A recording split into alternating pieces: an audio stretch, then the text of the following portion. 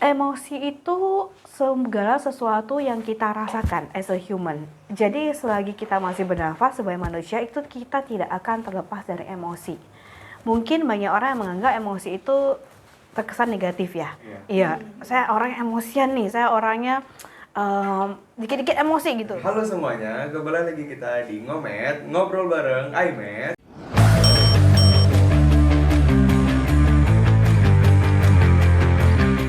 Nah kali ini moderatornya agak beda nih karena saya moderator baru. Perkenalkan, nama saya Muhammad Rifansyah dari Prodi Arsitektur semester 2 dan partner saya. Nama saya Catherine Rizalin dari jurusan DKV semester 2. Nah kali ini kebetulan kita kedatangan tamu yang spesial, yaitu Ibu Hermiati Honggo CHTCH. Oke, terima kasih Ripal sama Catherine dan tentunya pihak IMED yang sudah mengundang saya ke sini hari ini. Jadi sedikit perkenalan dari saya itu adalah seorang hipnoterapis dan juga seorang edukator yang sudah mengajar di bidang pendidikan ini sudah 20 tahun lebih. Nah sebelumnya kan Bu, untuk kita memberitahu juga informasi, hipnoterapis itu apa sih Bu? Kira-kira kalau boleh tahu. Oh, oke. Nah, hipnoterapis itu berarti kita sebagai fasilitator yang bisa mempraktekkan hipnoterapi kepada klien-klien kita. Jadi hipnoterapi itu apa sebenarnya? Jadi hipnoterapi itu adalah terapi yang diberikan kepada klien yang mengalami masalah emosi dan perilaku di kondisi kesadaran khusus, yaitu kita sebagai hipnoterapis itu akan membimbing klien-klien kita menuju ke kesadaran tertentu yang kita sebut dengan kesadaran hipnosis. Nah, di sana kita akan mencoba membantu klien atas izinnya untuk menemui akar masalahnya apa sih, kenapa misalnya klien datang dengan masalah anger issue. Nah, kita akan bantu apa yang menyebabkan anger issue tersebut dan kita akan melakukan resolusi trauma bila ternyata ditemukan ada hal-hal yang terjadi di masa kecilnya beliau ataupun di masa dulunya beliau. Nah, kita akan rekonstruksi trauma di sana. Berarti dia itu kayak yang gini ya Bu, misalnya klien itu datang, nah mungkin dia ada trauma gitu, berarti treatment dari hipnoterapis ini tuh memberikan kenyamanan dan juga memberikan dampak baik terhadap klien ya Bu. Benar, jadi yang akan kita lakukan itu secara teknisnya di awal itu kita akan tanya jawab dulu tuh, kita wawancara yang menyebabkan klien ini datang ke kami itu apa. Kita bangun raport dulu kan. Kita akan tanya kira-kira keluhannya apa. Nah, dari sana dengan melihat kesiapan klien, kita akan membantu klien, membimbing klien untuk menjalani hipnoterapi. Di sana tentunya butuh kenyamanan juga ya dan rasa percaya dari kliennya ke hipnoterapis, karena sebenarnya hipnoterapi itu syarat utamanya adalah kliennya mau dan bersedia menjalani terapi dan ada rasa percaya terhadap proses ini. Kalau kira-kira nih Bu, ada nggak pengalaman Ibu terhadap hipnoterapis ini? Mungkin ada hal yang lucu nih di bagian pasti sesi tanya jawab, kan itu nggak semua klien itu mau ya, kan ada juga beberapa klien itu yang emang bawaannya bercanda. Kira-kira ada nggak hal lucu? Hal lucu, yang lucu mungkin lucunya kadang-kadang klien yang datang dengan keinginan yang sudah kuat, yang sudah pengen berubah, kadang tidak usah memasuki fase hipnoterapi. Di bagian wawancaranya ketika kita berikan pengertian, kita berikan pemahaman sebenarnya cara kita berpikir itu seperti apa, emosi itu apa, tiba-tiba emosinya udah hilang sendiri, udah clear, udah netral. Jadi bahkan sebenarnya tidak usah bahkan sampai menjalani prosedur hipnoterapinya aja, karena kesadaran kliennya kuat dan keinginan mau berubahnya itu kuat. Jadi mungkin tidak lucu dalam hal arti kata yang bercanda-bercanda dalam, tapi lucunya itu kayak oh ini this can happen karena dari niatnya sendiri kuat dan pemahamannya yang diberikan pemahaman sedikit aja udah oke. Jadi itu pemulihannya itu berjalan lebih cepat dari yang kita sangka kan, bahkan tidak usah melalui prosedur hipnoterapi. Tapi menjawab pertanyaan Ripal yang lain, apakah ada nggak sih klien yang kesannya kok tidak serius ya? Nah, biasanya tidak serius itu karena datang atas ada unsur paksaan nih. Misalnya apakah dipaksa oleh orang tua, oleh pasangan. Jadi datangnya hanya dengan sistem coba-coba. Nah, itu biasanya PR-nya lebih banyak. Karena dia juga karena paksaan tersebut kan. Benar.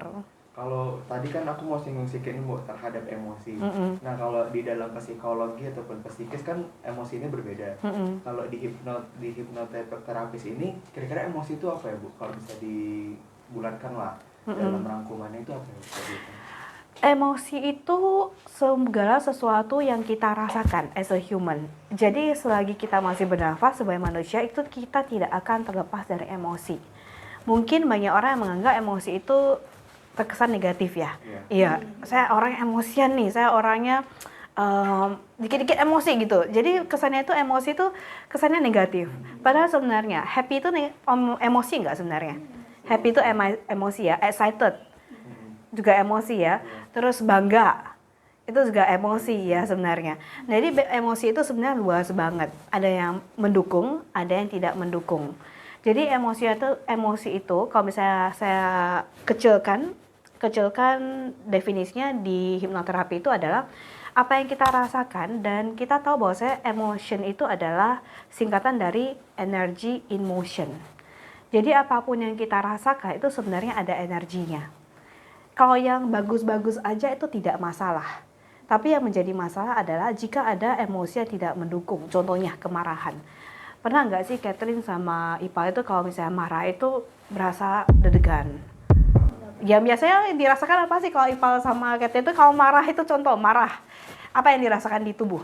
Kalau di tubuh sendiri sih kayak nggak nyaman ya, gelisah gitu kan, kayak pengen melakukan sesuatu untuk melampiaskannya gitu.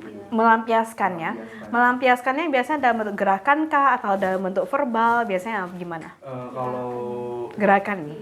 gerakan bisa, verbal bisa juga gitu. Tapi kalau gerakan aja. Gerakannya kayak gerem gitu ya, Iya, kayak bener. ini ada tangannya gitu ya, pengen tinju sesuatu.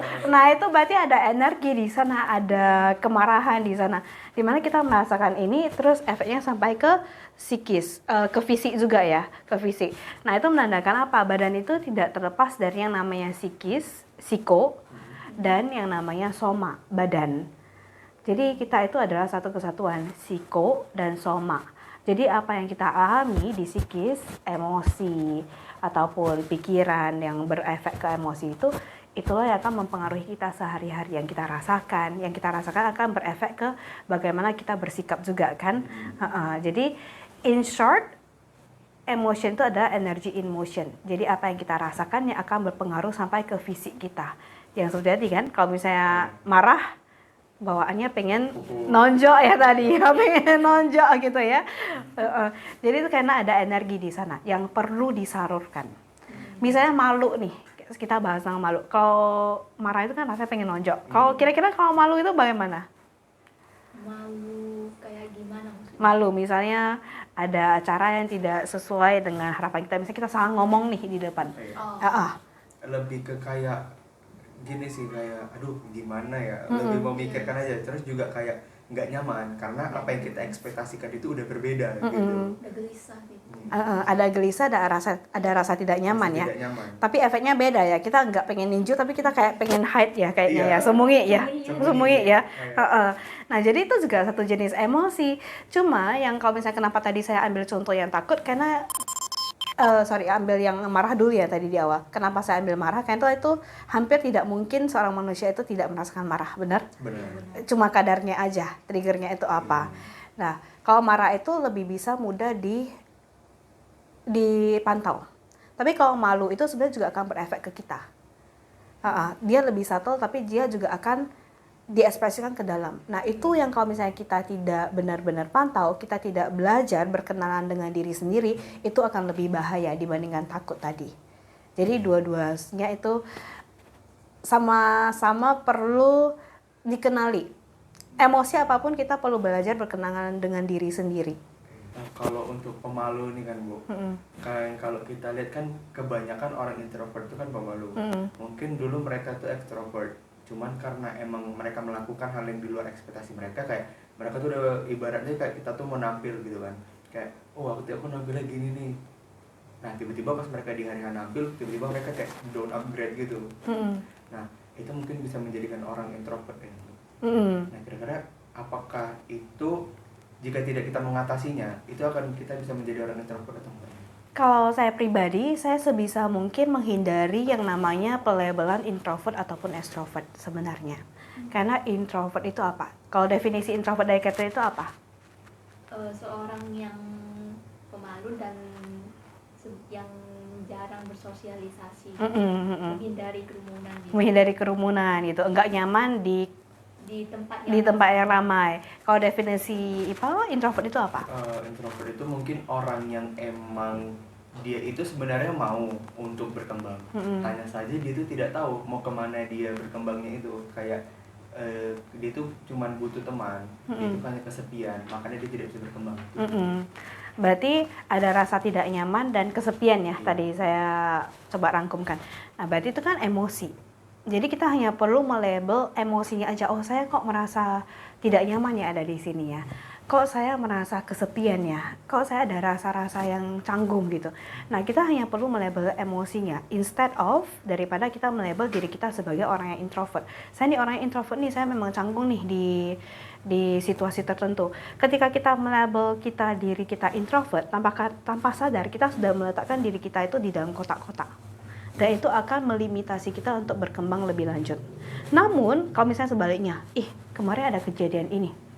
Saya kayaknya kok ada yang saya merasa gagal ya. Kok kayaknya ada yang bisa saya improve ya. Nah, berarti dan karena itu kayaknya saya jadi canggung nih. Nah, kita bisa bilang saya merasa canggung. Dengan perasaan canggung ini berarti apa yang perlu saya siapkan? How can I prepare it better? Kesalahan belajar dari kesalahan yang dulu kan. Nah, tapi kalau misalnya kita sudah melabel nih, oh iyalah saya kan orangnya introvert, makanya kemarin saya gagal. Lihat nggak bedanya? Kalau itu kan berarti kita sudah mengkotakkan, oh saya memang orangnya introvert, saya memang nggak pintar nih tampil di panggung. Dan dengan itu aja kita sudah bukan tanpa sadar ya, bukan orang yang mau, tapi tanpa sadar kita sudah melimitasi. Tapi kalau misalnya kita melabel perasaannya aja, oh iya saya canggung nih, oh iya saya kemarin malu nih karena itu, saya merasa malu karena gitu kan. Berarti pertanyaannya adalah how can I make it better? Bukan what am I, tapi how can I make it better? Jadi kuncinya adalah dengan cara kita bertanya pertanyaan yang tepat aja kepada diri sendiri. Yang dimana kalau kadang-kadang kita sulit tuh, kita bisa tentunya tanya teman-teman ataupun konselor, terapis. Bu, saya mengalami masalah ini nih, bisa nggak dibantu? Tapi kalau misalnya kita melabel diri kita extrovert sama introvert, maka pelabelan itu yang tanpa sadar itu akan mengkotak-kotakan dan melimitasi kita. Jadi saya sendiri pribadi itu, saya tidak terlalu senang untuk melabel saya sendiri apakah saya extrovert atau introvert. Karena kalau orang introvert, pernah nggak sih misalnya Catherine merasa di satu sisi itu kok saya orangnya introvert, tapi kalau misalnya ketemu orang lain yang nyaman, pernah nggak ribut juga, extrovert juga kan? Benar kan? Kalau dengan orang yang nyaman kan kita ribut juga kan? Berarti introvert atau extrovert tuh? Nah, bingung kan? Bingung, berarti sebenarnya we can choose to adapt on different situations. Tapi kalau misalnya kita sudah terlanjur melabel, saya orangnya introvert, padahal sebenarnya nyaman nih. Tapi kan saya orangnya introvert, saya nggak bisa dong kayak gitu dong. Nah, itu akan jadi limitasi pada akhirnya. Benar, jadi fixed mindset. That is very true. Nah, berarti kan kayak misalnya nih kan Bu, kita kan udah panggung kan. Sebelumnya itu kita udah mengalami kesalahan panggung. Kita mengimprove-nya lagi. Rupanya kita salah lagi. Itu berarti kita harus mengubah mindset kita terhadap bukan kegagalan lah yang membuat kita hancur, tapi kita tuh harus memahami kegagalan untuk kita menjadi yang terbaik di panggung gitu kan Bu. Nah, jadi kalau misalnya kita udah oke lah nih Bu, kita udah ubah mindset, rupanya kita tetap mengalami kayak kayaknya aku gak usah lagi deh panggung, kayak bukan passionku gitu, diganti deh di lain aja gitu. Nah, kira-kira itu Bu, itu merupakan emosional atau emang dari karakteristik kita aja? Biasanya akan lebih mudah kita punya satu tujuan dulu nih gitu. Contohnya misalnya masa yang di panggung ini, kalau kita punya aspirasi, misalnya saya pengen jadi seorang moderator ataupun pembicara ataupun MC, dan kita ada tujuan. Berarti ketika ada tujuan itu, ketika sudah menentukan goal kita, halangan-halangan ini akan membimbing kita untuk lebih maju kan. Misalnya saya kok ngomongnya masih kecepatan ya, nah berarti kita akan mulai mengubah kecepatan kita untuk bicara. Atau kayaknya kok saya masih susah untuk menemukan topik ya, berarti kita akan cari cara untuk belajar lebih banyak.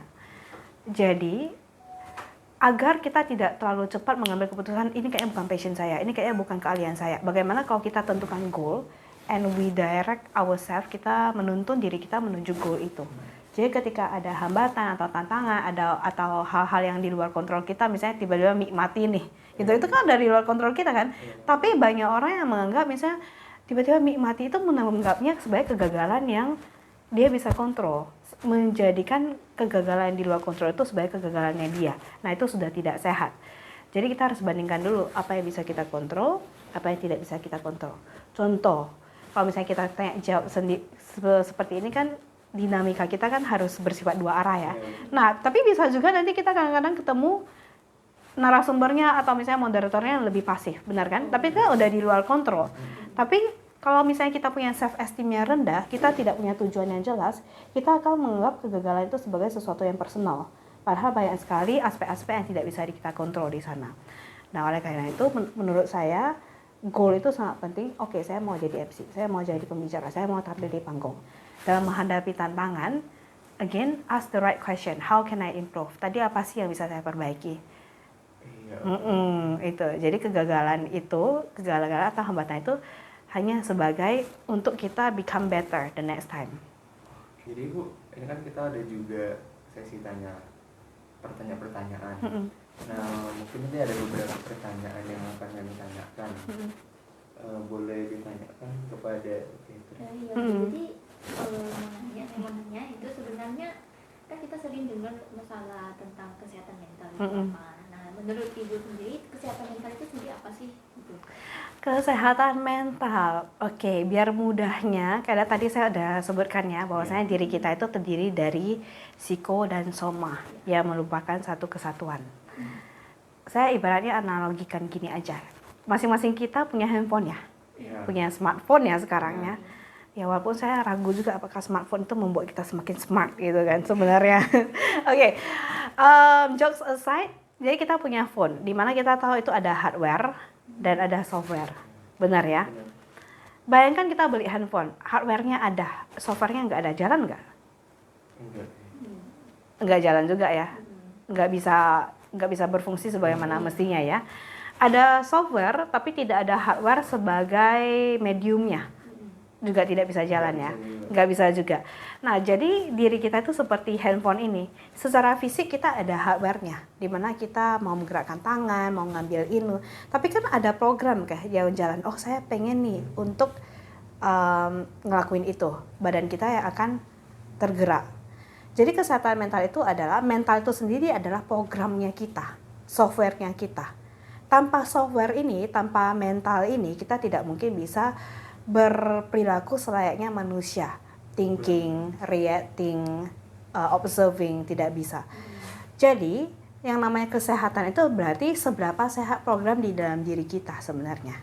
Jadi sama seperti handphone, sama seperti laptop, komputer. Komputer itu kan hanya hardware-nya aja. Tapi bayangkan kalau misalnya ada virus, bisa bekerja seperti biasa nggak? Nggak bisa. Berarti sama-sama penting ya. Baterainya harus kita cas, itu secara hardware. Tapi programnya juga harus kita update from time to time ya. Harus memastikan kita terbebas dari virus. Nah, itulah kesehatan mental. Seberapa sehat program di dalam diri kita. Yang menentukan bagaimana kita berinteraksi, bagaimana kita menghadapi tantangan, tekanan, seberapa sehat kita atau seberapa tangguh kita dalam menghadapi hal-hal ini.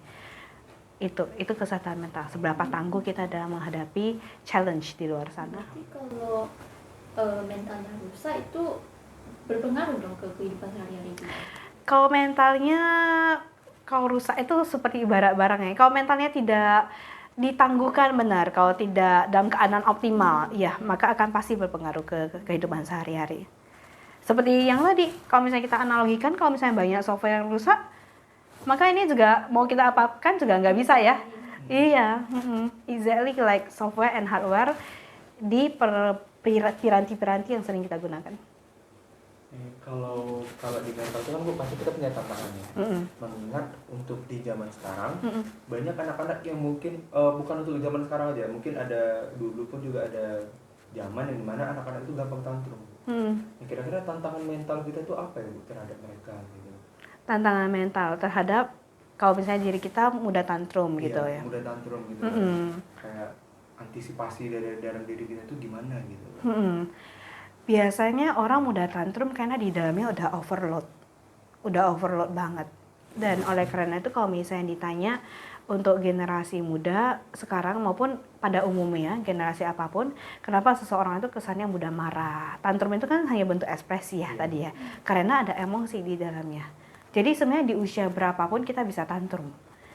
Hanya tergantung pada caranya aja. Tahu nggak, sebenarnya silent treatment itu juga bentuk tantrum loh.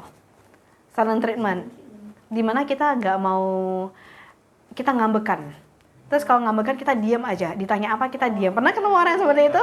Jangan-jangan kita sendiri juga seperti itu kan, nggak mau ngomong gitu. Itu sebenarnya juga bentuk tantrum.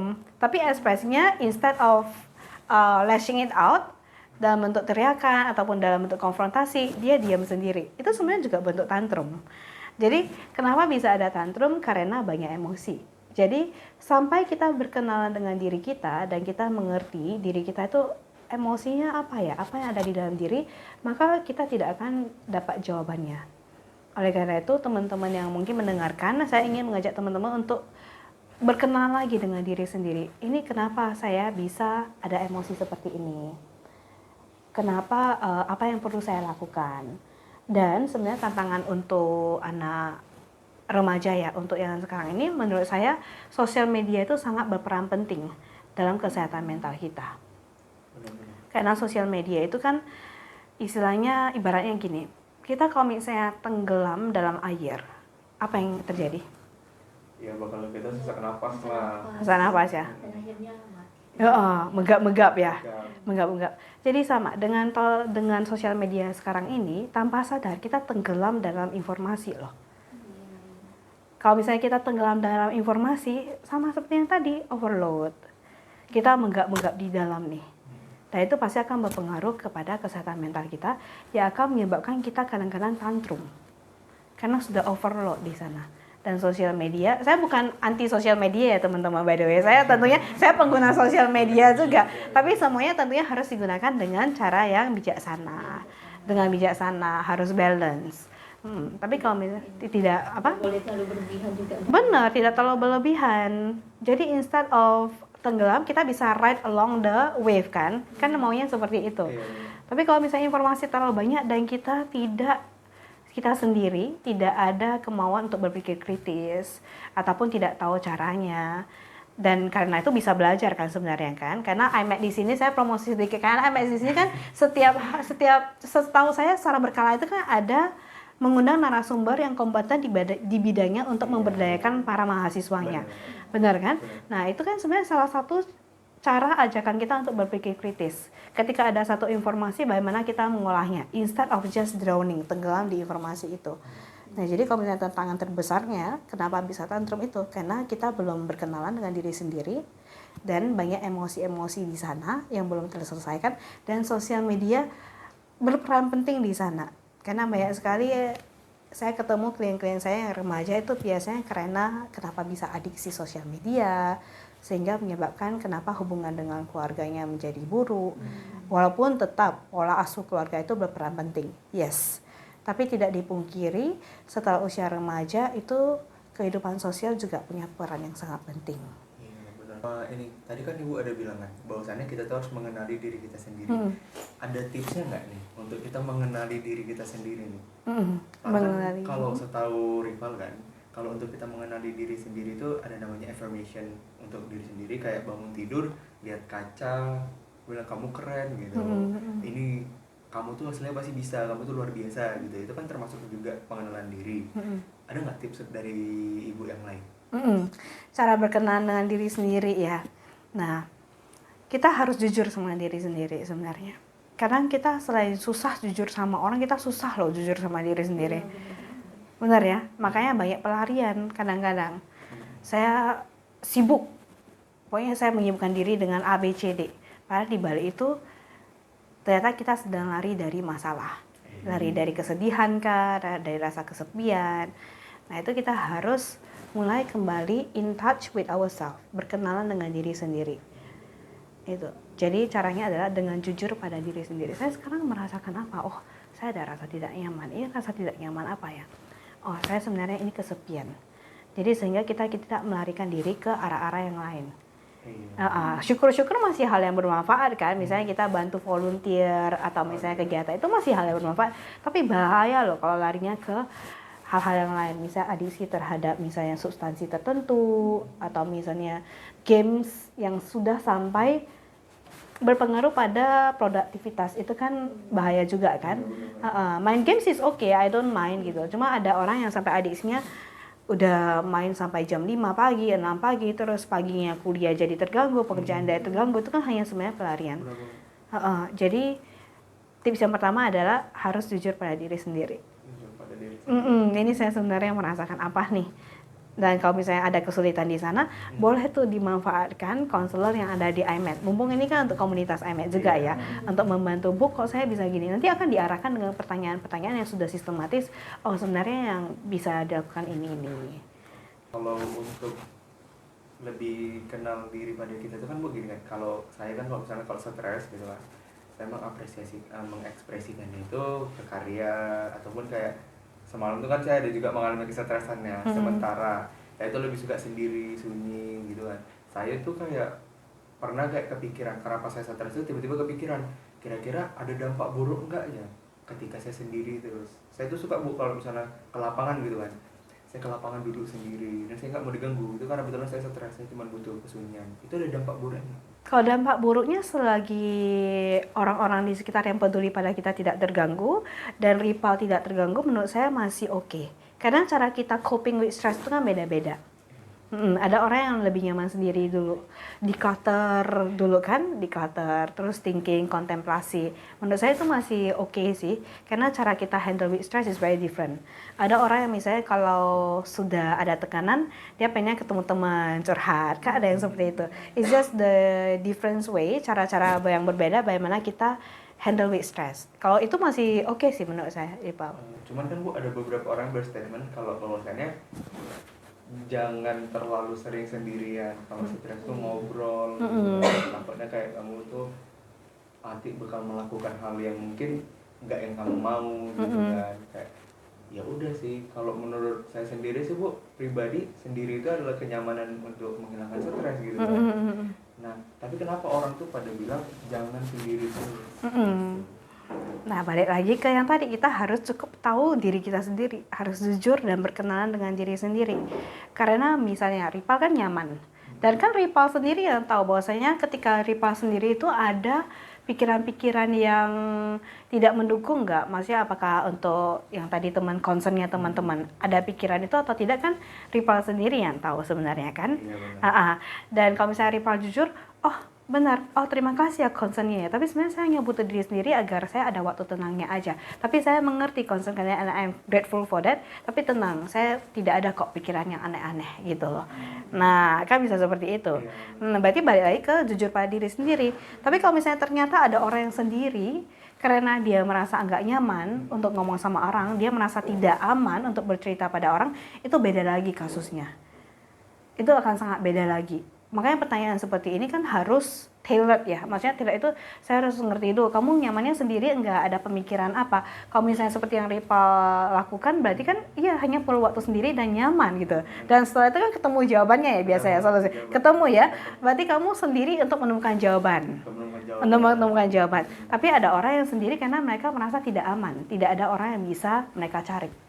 Berarti itu sugesti, advice dari teman Rival itu benar.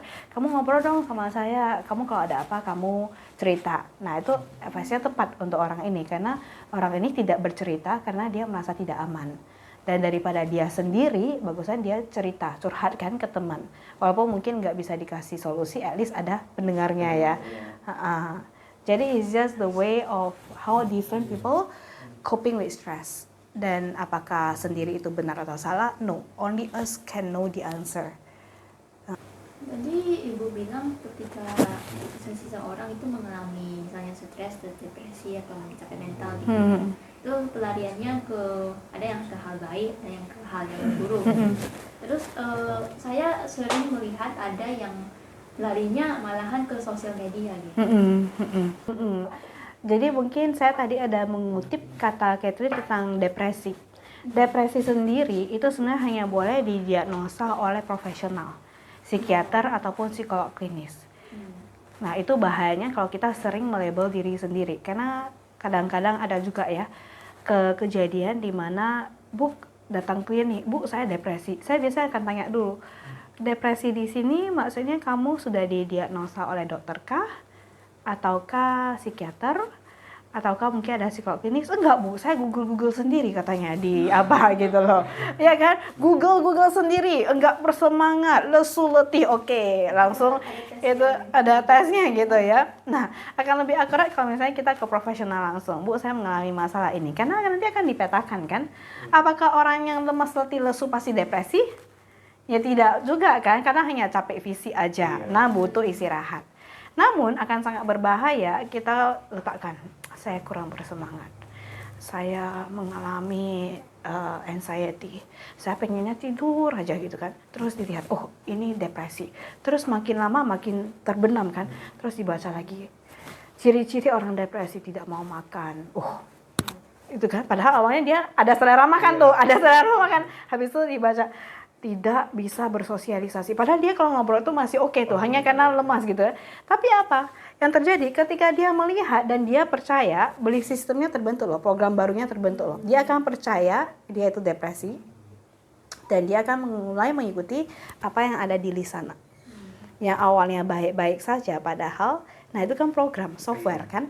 Tanpa sadar itu jadi softwarenya dia. Asalnya apa yang terjadi? Ya badan kita jalan sesuai software itu.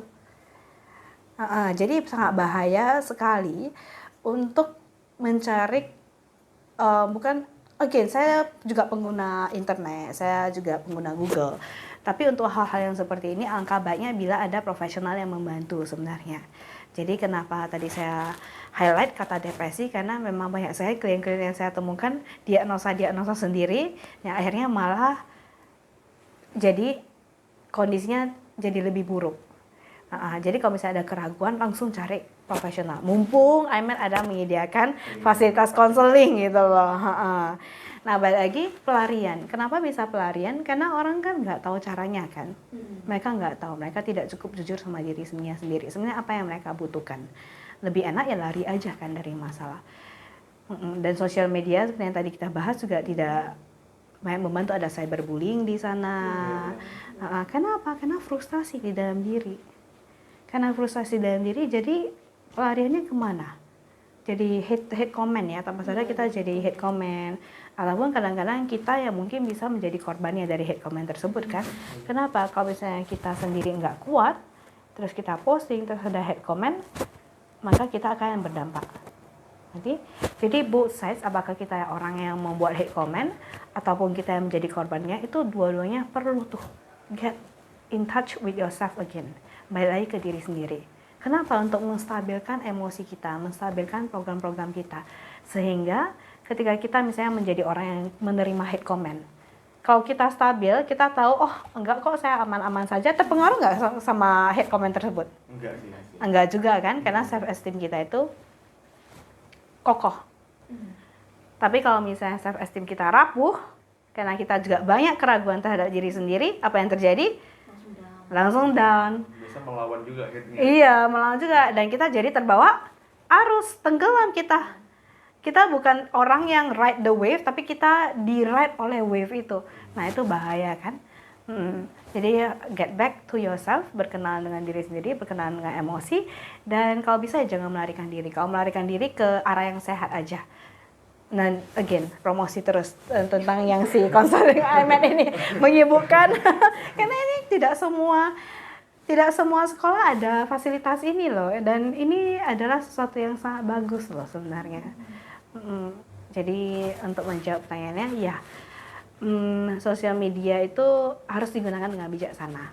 Karena kalau pelarian ke sana itu bisa berbahaya kalau tidak ketemu dengan orang-orang yang make us feel better.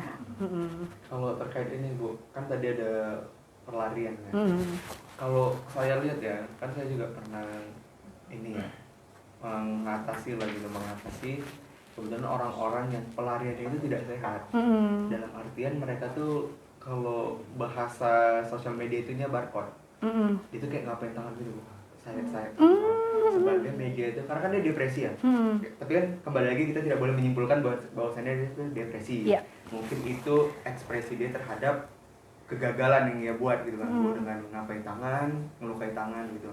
Nah, saya rasa kan itu salah. Kira-kira kalau dari ibu sendiri menghadapi itu apa treatment khusus untuk ke mereka gitu? Kalau dari sisi hipnoterapis kita akan cari tahu juga yang bikin depresi itu apa. Karena ini kan juga hanya bentuk ekspresi kan sebenarnya. Segala jenis emosi itu need expression. Dan kadang kenapa mereka inflict pain? Karena pain yang di dalam sini sudah terlalu unbearable untuk sebagian orang. Sudah bisa tidak tertahankan. Sehingga dia inflict pain yang di fisik. Karena he or she feels better when doing that. Tapi bisa juga karena ikut tren juga. Kadang-kadang tanpa mereka sadar itu kan, itu yang tadi itu, oh depresi itu biasanya orang akan cenderung ini. Padahal cuma kecenderungan loh, belum pasti. Tapi kalau dia percaya itu terjadi nggak? Ya terjadi. Oleh karena itu, tapi ada orang yang memang ini, karena itu adalah sistem defense mekanismenya dia. Misalnya ada orang yang kenapa cabut-cabut rambut ketika stres. Benar, itu ada termnya trichotillomania kalau nggak salah. Nah itu cabut-cabut rambut. Atau misalnya ada orang yang kalau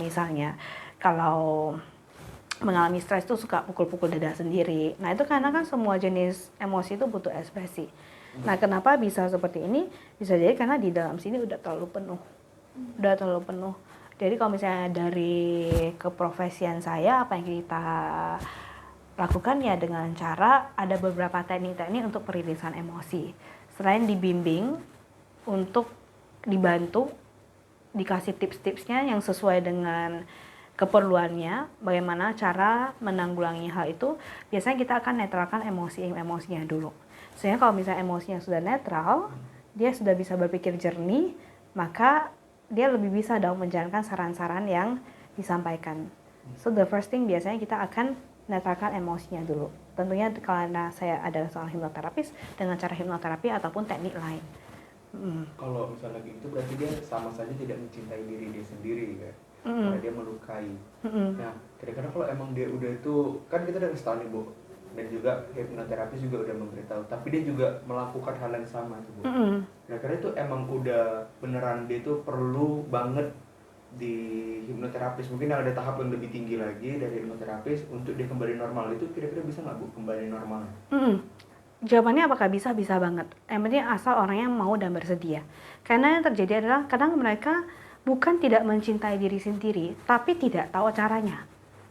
Program itu tidak ada dari dalam diri mereka sejak awal. Apakah itu karena pola asuh, ataupun karena persepsi yang mereka dapat.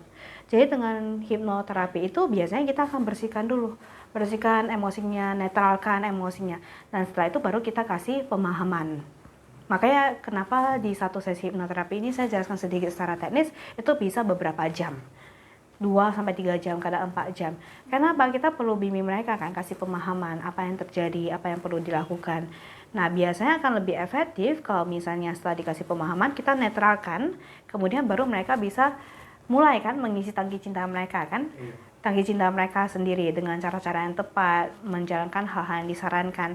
Namun kalau misalnya masih full banget emosinya, mereka biasanya akan susah melakukan apapun yang kita nasihati. Biasanya mereka akan lebih susah untuk menjalankan itu. Kenapa? Karena sudah overload. Jadi menjalankan saran-saran yang disarankan oleh teman-teman yang padahal kita tahu baik, mereka nggak bisa. Karena kalau misalnya kita bahas tentang pikiran itu sebenarnya ada 3, pikiran bawah sadar, tidak sadar, dan pikiran sadar. Pikiran yang tidak sadar itu yang sudah default sistemnya kita. Jantung kita berdetak, organ pencernaan berjalan, kemudian ada pikiran bawah sadar. Pikiran bawah sadar itu tempat penyimpanan memori dan emosi. Dan ini 95% mempengaruhi diri kita. Pikiran sadar itu cuma 5%. Pikiran sadar dia tahu dia mau berubah, bukan karena dia tidak mencintai diri sendiri, dia sadar dia mau berubah.